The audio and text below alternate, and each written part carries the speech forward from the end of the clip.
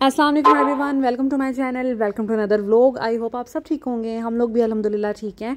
और यहाँ पर मैं एक आप लोगों से सबसे रिक्वेस्ट करने लगी हूँ कि मेरी एक बहुत अच्छी व्यूवर हैं, बड़े ही स्टार्ट में उन्होंने मुझे ज्वाइन किया था। आमना उनका नाम है और इंस्टाग्राम पर उनसे मेरी बात होती रहती है। उनका भी यूट्यूब चैनल है। वो बेचारी बहुत स्ट्रगल कर रही हैं, लेकिन अपना जो टारगेट है, जो गोल है, वो अचीव नहीं कर पा रही।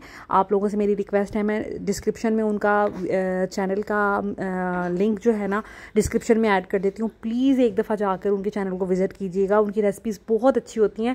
बस ये है कि वो बेचारी बहुत स्ट्रगल कर रही हैं, लेकिन फिर भी कुछ नहीं बन पा रहा। आप सब जिस तरह मुझे सपोर्ट करते हैं, मेरे जितने भी व्यूवर्स हैं, प्लीज़ उनकी वीडियो भी देखा करें और उनको भी सपोर्ट किया करें। उन्होंने मुझे बिल्कुल भी नहीं कहा कि मैं उनके चैनल के बारे में आपको बताऊँ, या कोई रिक्वेस्ट नहीं उन्होंने की। मैं दिल से उनकी हेल्प करना चाहती हूँ और मैं दिल से चाहती हूँ कि आप लोग भी उनकी हेल्प करें ताकि वो भी अपना जो गोल है ना वो अचीव कर सकें। तो खैर, ये वीडियो जो है आज की मैंने शुरू की है लंच से। कल दावत थी, जिस दिन दावत थी ठीक है, तो उसके अगले दिन मैंने रेस्ट किया। मैं बहुत थक गई थी दावत से ऑफ कोर्स। और सब लोग मुझसे बार बार पूछ रहे हैं कि ज़ावियार को आपने कैसे मैनेज किया। तो जनाब, बहुत मुश्किल होता है बच्चों को मैनेज करना। ऑफ कोर्स मैंने भी इसी तरह मैनेज किया। कभी उसको लिटा दिया, कभी दूध पिला दिया, कभी उसका डायपर चेंज करना है, तो इस तरह मैं उसको मैनेज करती हूँ। और कभी ज़ैनब फातिमा को कहती हूँ उसको बहला लें, थोड़ी देर बेबी को हैप्पी कर दें, तो वो फिर थोड़ा बहुत हेल्प कर देती हैं। कभी ये कि उनकी जहाँ वो लिविंग एरिया में खेल रही होती हैं तो उधर मैं उनको बिठा देती हूँ ज़ावियार को, फिर वो चलता फिरता देखता रहता है ना अपनी बहनों को, तो ज़रा खुश हो जाता है। तो इस तरह मैंने मैनेज किया है। बाकी ये कि वाकई बच्चों के साथ तो सब कुछ करना मैनेज मुश्किल ही होता है। खैर, यहाँ पर मैं बना रही थी, आज मेरा बड़ा दिल था कॉलेज वाली स्कूल वाली नान टिक्की खाने को। तो मैंने क्या किया, आलू बॉयल किए हैं, उसमें मैंने नमक, मिर्च, थोड़ी सी हल्दी, थोड़ा सा कुटा जो धनिया होता है वो डाला है, ज़ीरा डाला है, हरी मिर्चें डाली हैं, धनिया डाला है, और मैंने टिक्कियाँ सी बना ली हैं। ये मैंने अपने लिए बना के रखी हैं। ये जो है ये मैंने बच्चों के लिए बना के रखी हैं। ये आलू, नमक, हल्की सी इसमें मिर्च है, और चिली फ्लेक्स मैंने उसमें ज़्यादा कर दी थी, तो इसमें मैंने सिर्फ थोड़ी सी लाल मिर्चें डाली थी।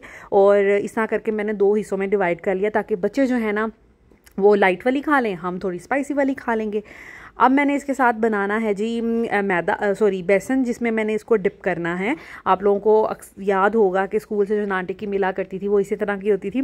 मुझे कभी कभी बड़ी क्रेविंग होती है, यहाँ से करीब से कहीं से मिलती नहीं है, फिर जब मेरा दिल करता है ना मैं घर में बना लेती हूँ। हाँ, साथ में मैं खमीरी रोटी बना लेती हूँ, तो वो वाला मंगवा लेती हूँ, तो वो वाला इम्पैक्ट आ जाता है। लेकिन आज मैंने नहीं खमीरी रोटी बनाई, आज मैंने सोचा घर की रोटी खाते हैं। तो बस यहाँ पर मैं बेसन जो है वो घोल रही हूँ। बेसन में भी हल्का सा मैंने नमक, हल्का सा मिर्च और थोड़ी सी कसूरी मेथी ऐड कर दी है। थोड़ा सा मैंने इसमें येलो फूड कलर डाला था ताकि ना इसका कलर एक अच्छा आए। और इसमें नमक मिर्च डालने का मकसद ये होता है कि बेसन में भी ना थोड़ा सा फ्लेवर ऐड हो जाए, वरना ऊपर से कोटिंग जो है वो फीकी बन जाएगी, अंदर से स्पाइसी आपकी ये टिक्की जो है वो बन जाएगी। तो बस आपने हल्का सा इसमें नमक मिर्च डालना है। बाकी ये कि टिक्कियों में आपने पूरा पूरा नमक डालना है। अगर आपने रोटी के साथ खाना है तो फिर आपने पूरा पूरा नमक मिर्च उसमें डालनी है, ताकि अच्छे से ना आपका जो रोटी के साथ आप उसको एंजॉय कर सकें।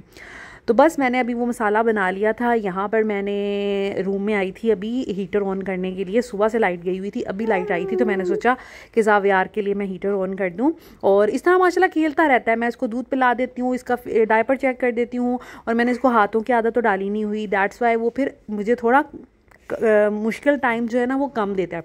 हाथों की आदत बच्चे को डाल दो, झूले की आदत बच्चों को डाल दो, फिर वो खुद ही परेशानी का बायस बनना शुरू हो जाते हैं। तो फिर माएँ जो है ना वो बिल्कुल काम नहीं कर सकती। आज मैंने ड्रॉर साफ़ किए बच्चों के रूम के। ये डोल हाउस के ना सारे टॉयज़ इधर उधर हुए थे, ये ढूंढ के इसके अंदर रखे। और बच्चों के रूम के सारे ड्रॉर्स मैंने ठीक किए। ज़ैनब फातिमा ने बड़ा मैस किया हुआ था। इसके अलावा मैंने कबर्ड इनकी ठीक की, जो इनके टॉयज़ वाली है, ये भी 2 महीने से ना मैंने ठीक नहीं की थी और कोई टॉय नहीं मिल रहा था। तो आज मैंने सारे सेक्शंस अलग अलग बना के, पैकेट्स अलग अलग बना के रखे। तो फाइनली इसकी लुक कुछ इस तरह की निकली है। मुझे बड़ी कोफ्त होती थी और मुझे बस हर वक्त लगा रहता था बस बच्चों के खिलौने बिखरे हुए हैं, खिलौने बिखरे हुए। तो आज मैंने थोड़ा सा उसको ऑर्गेनाइज कर दिया था। और इसी तरह होता है, फिर मैं कोई भी काम करना होता है ना, ज़ावियार को दूध पिला के जब उसका पेट भर जाता है फिर उसको लिटा देती हूँ, फिर अपना काम करती रहती हूँ। हाँ, घर के अंदर ही होती हूँ। जब रोता है तो फिर फ़ौरन उसकी तरफ भागती हूँ, उसको देखती हूँ, थोड़ी देर बहलाती हूँ। तो कभी बहनों से भी कह देती हूँ कि इसको बहला दे, कभी मेड को भी कह देती हूँ कि पकड़ ले, मैं कोई काम कर रही हूँ, या कभी हस्बैंड को भी कहती हूँ। हस्बैंड कम अवेलेबल होते हैं, वैसे तो घर पर होते हैं, लेकिन घर पर हों भी तो वो बिज़ी होते हैं। तो इस वजह से फिर वो कभी पकड़ लेते हैं, कभी नहीं भी पकड़ते, कभी कह देते हैं कि भाई आप पकड़ें, मैं बिज़ी हूँ। खैर दोपहर का टाइम था, अभी मैंने टिक्कियाँ आज बनाई थी, रोटियाँ बन रही थी। इसके अलावा ये कि बच्चे स्कूल से आ गए थे। रोज़ फातिमा जो है ना रोती हुई आती है, इसको आ जाती है नींद गाड़ी में, तो ये सोती है और जब इसके ड्राइवर इसको उठाते हैं ना, कभी घर आ गया उठ जाए तो ये रोना शुरू कर देती है। लेकिन आज अल्लाह का शुक्र है ये हैप्पी हैप्पी थी। फातिमा ना ज़रा मुश्किल से ही हैप्पी होती है। ज़ैनब जो है वो बेफिक्र बच्चा है, वो माशाल्लाह हैप्पी हैप्पी रहती है, लेकिन फातिमा जो है ना वो थोड़ी टफ़ टास्क है। खैर बच्चे स्कूल से आ गए थे माशाल्लाह, तो मैंने फ़ौरन ही, आजकल ना इनको भूख अच्छी लग जाती है क्योंकि शायद मैं इनको लंच में बस मुनासिब सी चीज़ें देती हूँ, आजकल शेयर नहीं कर रही, लेकिन बस हल्की फुल्की सी चीज़ें देती हूँ। तो फिर जब स्कूल से आते हैं ना, कुछ ये थोड़ा आज लेट भी आ रहे हैं आजकल, तो बस इसलिए भी इनको भूख लगी होती है। फिर माशाल्लाह फिर हमारे साथ मैं लंच एक दफ़ा लगाती हूँ, हस्बैंड भी आलमोस्ट घर पर होते हैं, तो मैं फिर खाना इनको अच्छा रोटी वगैरह, सालन रोटी जो भी पका होता है वो खिलाती हूँ। उसके बाद शाम में कोई स्नैक्स वगैरह खा लेती हैं, जैसे कोई कप केक या कुछ इस तरह की चीज़, कभी फ्रूट खा लेती हैं। तो आजकल इस तरह चल रहा है। लेकिन ये क्या, अब मैंने आदत डाल दी है इनको कि क्योंकि रोटी ये काफ़ी अरसे से निगलेक्ट कर रही थी, कभी खा ली कभी नहीं खा ली, तो मैं अब चाहती हूँ बच्चे जो है ना गंदुम खाएँ, क्योंकि गंदुम से बच्चे जो है ना फलते फूलते हैं। खैर यहाँ पर कोटिंग कर कर मैंने लगा ली थी टिक्कियाँ, और ये मैंने मेड के लिए अब दूसरा लोड जो है वो बनाया था। पहला लोड बना रही थी तो वो मुझे पता ही नहीं चला कि कैमरा ऑन ही नहीं हुआ। तो खैर ये इनकी फ़ाइनल शक्ल है, बड़ी मज़े की शक्ल थी और अंदर से भी बड़े मज़े के बने थे, ऊपर से क्रंची बने थे।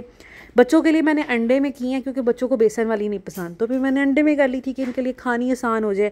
साथ अंडा भी मैंने फ्राई कर लिया था, बच जाता है ना तो फिर वो ज़ाया हो जाता है अंडा, इसलिए मैं साथ ही फ्राई कर लेती हूँ। रोटियाँ बन गई थी, रायता ले लिया था और केचप साथ में रख ली थी। तो बस हमारा आज का लंच यही होगा, सिंपल सा है लेकिन बड़ा मज़े का है, और ट्राई कीजिएगा, बड़ी मज़े की बनती है और मज़ा आता है। खैर यहाँ पर मैं इनको लंच करवाने लगी थी, तो मैं ईज़ा से कह रही थी कि भाई फ़ोन मुझे दे दें और पहले आप खाना खाएं फिर आपको कुछ और मिलेगा, और ये रेजिस्ट कर रही थी कि नहीं भाई मुझे नहीं चाहिए, लेकिन मैंने कहा नहीं, खाना खाएं, फ़ोन छोड़ दें। इसी तरह जब ज़ैनब फातिमा भी खाना खाती है ना, मैं टीवी इनका बंद करवा देती हूँ, क्योंकि टीवी की तरफ नज़रें हो ना फिर बच्चे स्लो हो जाते हैं, खाना नहीं खाते। तो इस वजह से मैंने फिर इनका टीवी भी पकड़ के तो स्टॉप कर दिया था, और ईज़ा से भी फ़ोन ले लिया था कि भाई खाना खाएँ और फ़ोन आप बाद में देखेंगे। बस एक पॉलिसी बनाई हुई है।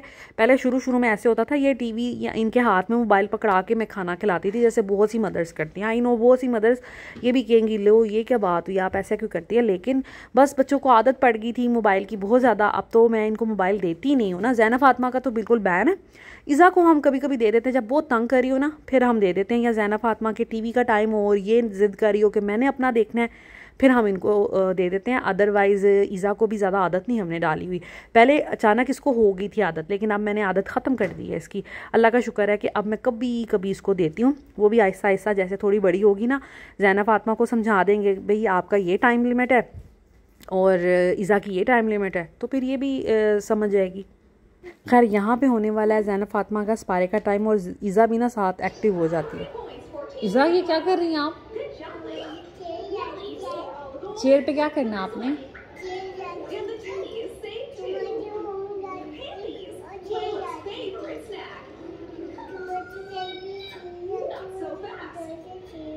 चेयर पे क्या करना है?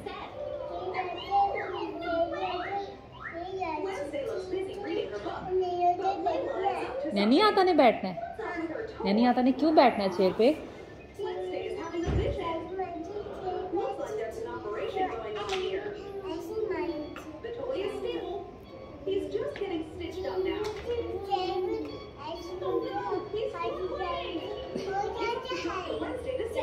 ओके तो बस ये जब उनके सपारे का टाइम होता है ना फिर बैठ जाती है, भाई मैंने भी चेयर पे बैठना है। अगर ट्यूशन का टाइम है इनके तो फिर मैंने भी जी बैठना है, मुझे भी अपनी चेयर दें।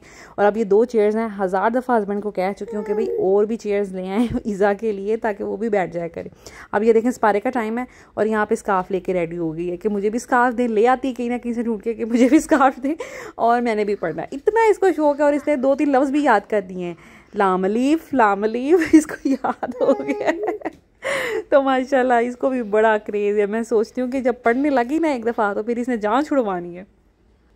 एनीवेज़ आज मैंने कुछ ऐसे स्पेशल नहीं किया क्योंकि मैंने बताया ना कल दावत से ज़रा मैं थोड़ी थकी हुई थी। आज मैं थोड़ा रिलैक्स चाह रही थी, मी टाइम चाह रही थी, तो बस वही रूटीन थी जो बच्चों की करनी होती है। आजकल दिन इतने छोटे हो गए हैं ना कि बस यहाँ से स्कूल से आती हैं 3 बज जाते हैं, 3:30 बजे मैं इनको पारा पढ़ाने के लिए बैठ जाती हूँ। उसके बाद फिर ज़ैनब के अब एग्ज़ाम्स, और इस वीक में ज़ैनब के एग्ज़ाम्स हैं, तो मतलब मुझे फिर ये होता है कि 5 बजे तक मैं उसको पढ़ने के लिए बिठा लूँ ताकि फिर रात तक वो तैयारी करती रहे। और इनको रात में भी इतनी जल्दी नींद आ जाती है कि मामा सोना है, नींद आ रही है, तो मतलब आजकल इतना कुछ कन्फ्यूजन चल रही है ना। खैर अब तो छुट्टियां होने वाली हैं, 23 से इनकी छुट्टियां स्टार्ट हो जाएंगी। तो मैं तो ये चाह रही थी कि मैं इनका बैग और इनका स्पारा लाहौर लेके जाऊं, लेकिन मेरे हस्बैंड ने कहा नहीं गुल प्लीज़ आप खुद भी माइंड को रिलैक्स करें और बच्चों को भी रिलैक्स करने दें, और ये रिलैक्सेशन बहुत ज़रूरी है। हर वक्त पढ़ना पढ़ना पढ़ना, इससे भी बच्चे जो है ना थक जाते हैं। तो बेहतर ये है कि आपने अपनी भी छुट्टियाँ इंजॉय करनी है और इनको भी थोड़ा टाइम दें, इनको भी छुट्टियाँ इंजॉय करने दें। तो मैंने कहा बात तो सही कह रहे हैं। फिर खैर छुट्टियाँ तो स्कूल से हो जानी है। मैंने आज फिर इनके स्पाई वाली टीचर से बात कर ली थी कि हम चाह रहे हैं छुट्टियाँ करना, तो कहीं ये ना हो कि आप चाहें कि नहीं नहीं बच्चे पढ़ें ज़रूर। तो मैंने कहा मैं कोशिश करूँगी अगर मेरे पास थोड़ा फ्री टाइम वहाँ पे हुआ तो मैं फ़ातिमा को एटलीस्ट, क्योंकि माशाल्लाह ज़ैनब की ग्रिप अच्छी है, फ़ातिमा को थोड़ी बहुत पीछे से कोई तख्तियाँ याद करवा दूँ ताकि वो भूले नहीं, क्योंकि फ़ातिमा का थोड़ा इशू है। बाकी ये कि फिर वो कहते हैं कि चलें ठीक है। तो खैर यहाँ पर फिर मैं रात में हम लोग, मैं मेरे हस्बैंड बच्चे, हम लोग गए थे हॉट एंड चिली। यहाँ के ना मुझे रोल्स बड़े पसंद हैं, मेरा बड़ा ही दिल करा था रोल्स खाने को, तो फिर वो खाए। साथ में मैंने ग्रिल सैंडविच भी मंगवा लिया था, दिल करा था, और इनकी चिप्स भी अच्छी है।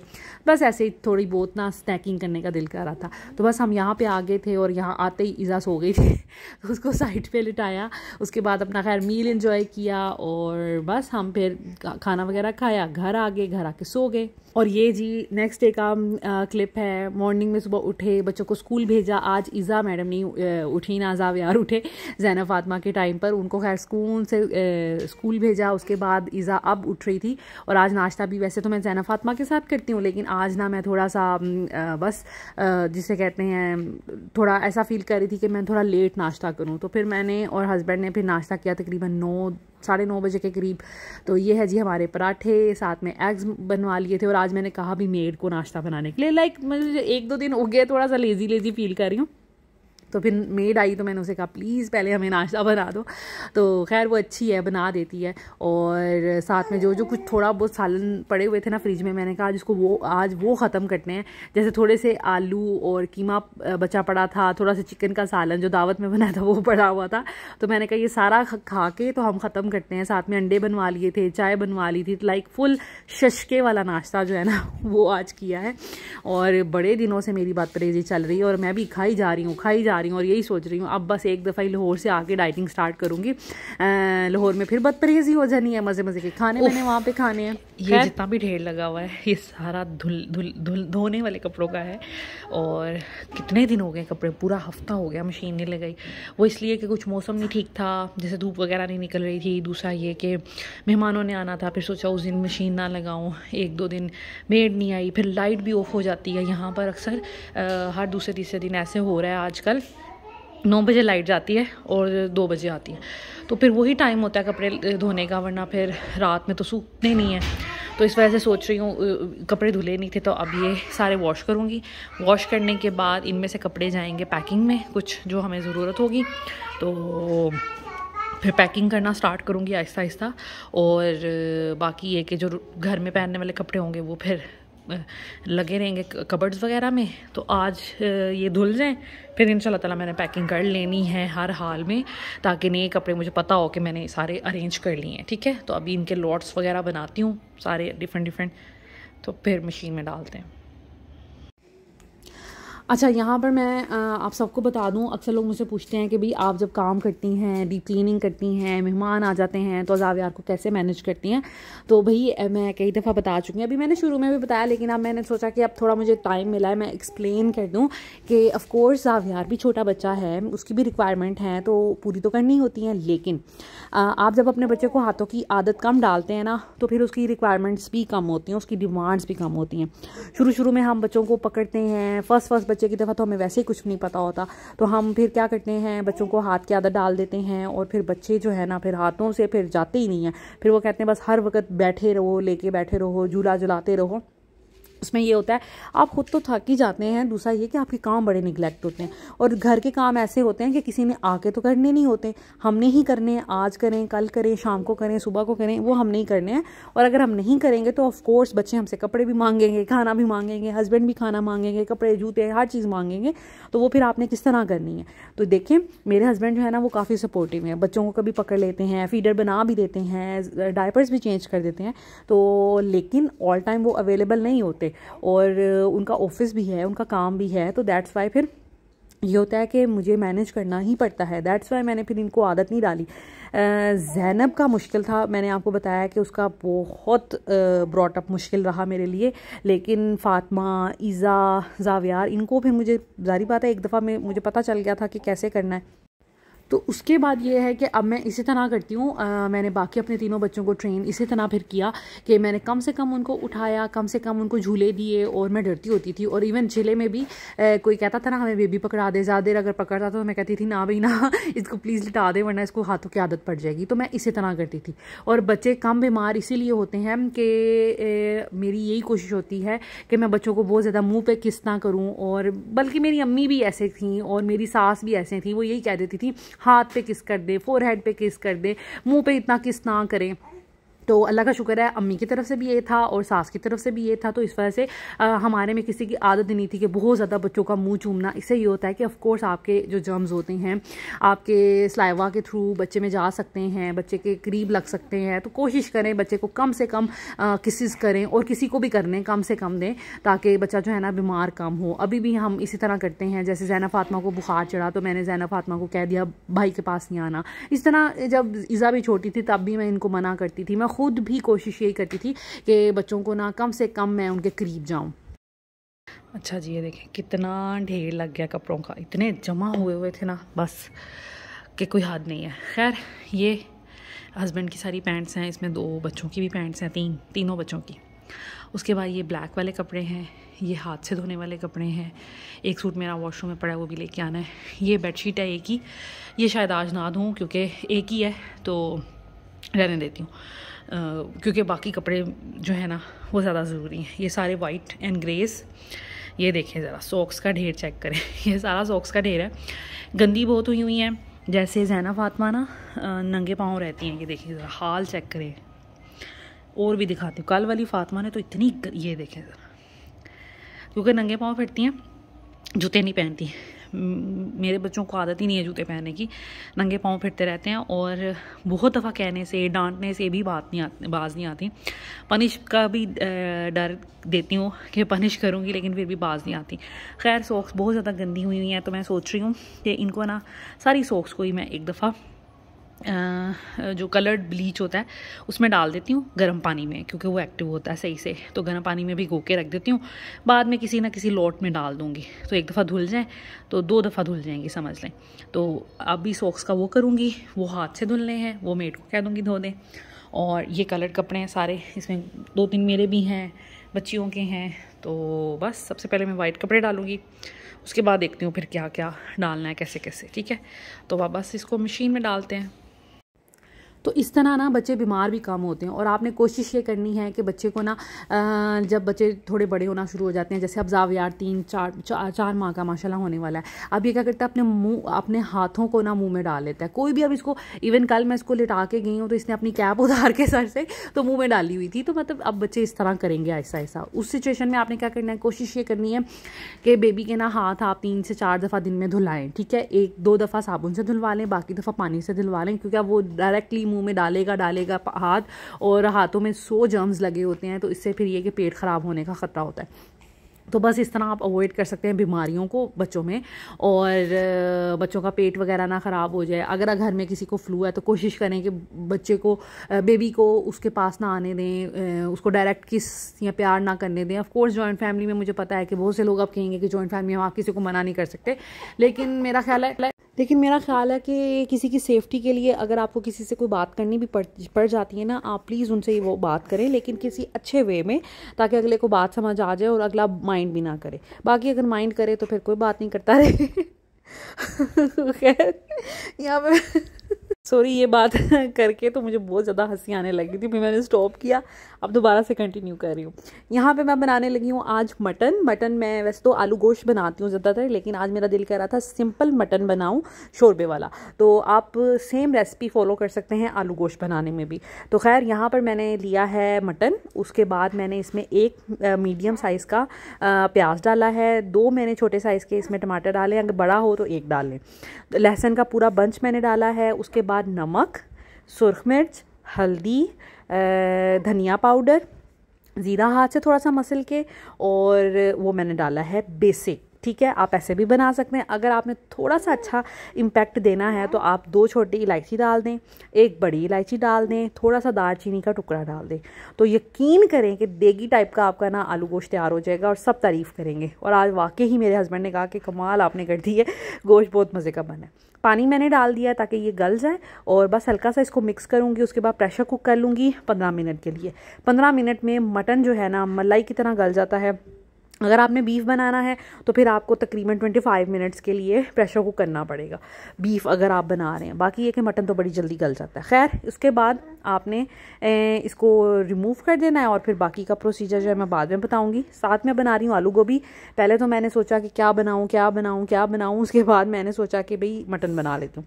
जब नीचे रेफ्रिजरेटर खोला तो उसमें गोभी पड़ी हुई थी, फिर मैंने सोचा ये तो ख़राब हो जाएगी, तो आज गोभी भी बना लेती हूँ। खैर है, आज खाई गई तो ठीक है, वरना कल मैं इसको बना लूँगी गोभी के पराठे नाश्ते में, और कोशिश करूँगी बच्चों को भी बना के दे दूँ। फिलिंग वाला पराठा शायद खा ही लें।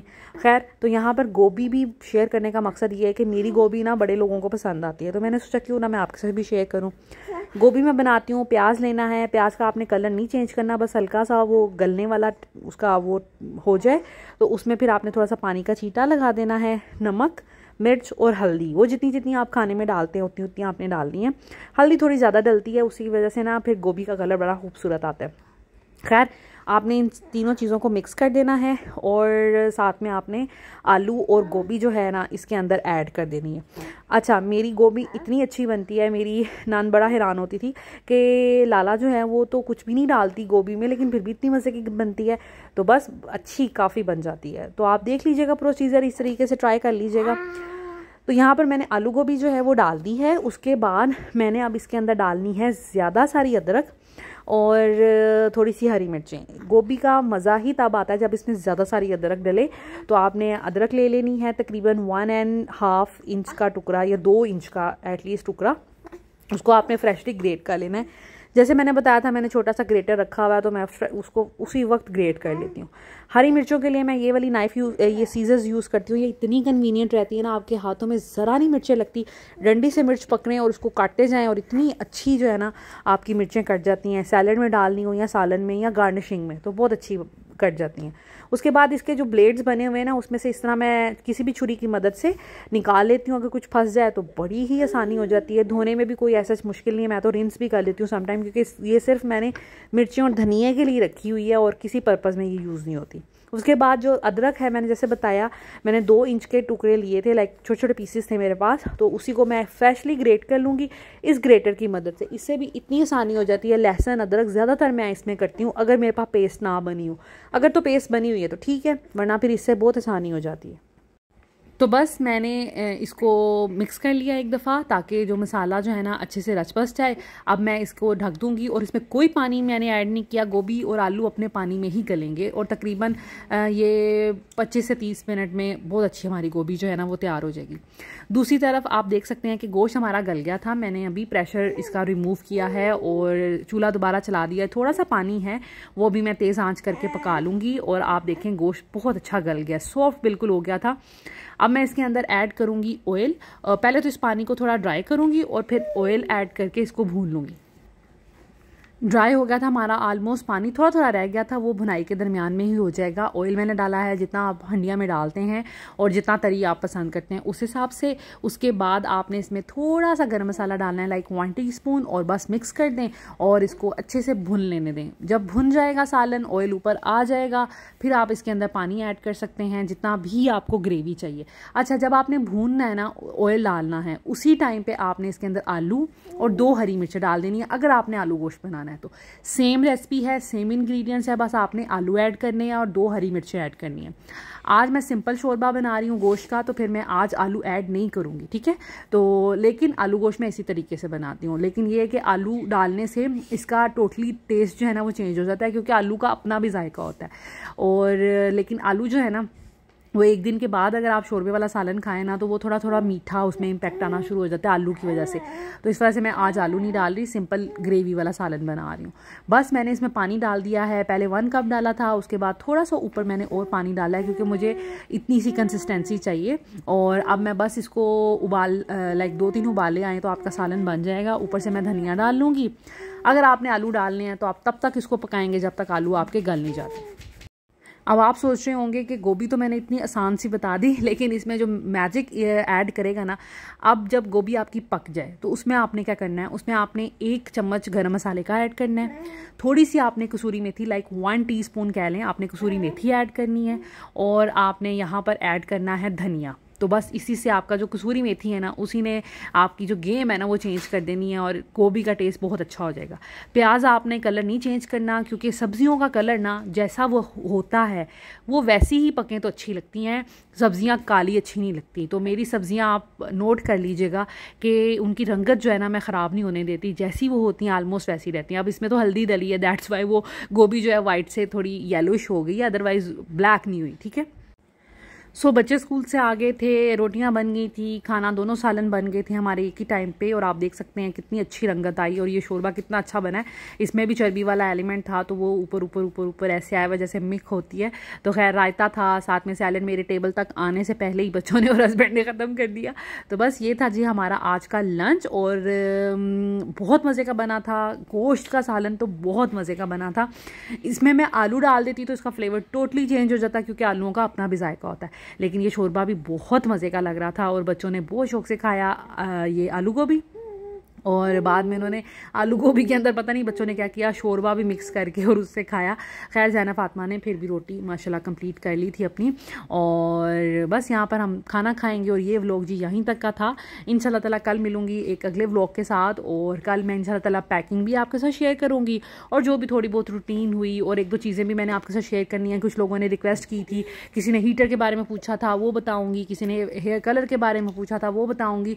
तो कुछ छोटी छोटी क्वेश्चन लोगों ने पूछे थे, कोशिश करूंगी कि कल के व्लॉग में उसको कवर करने की, ठीक है। Thank you so much for watching this video. Take care, अल्लाह हाफिज़।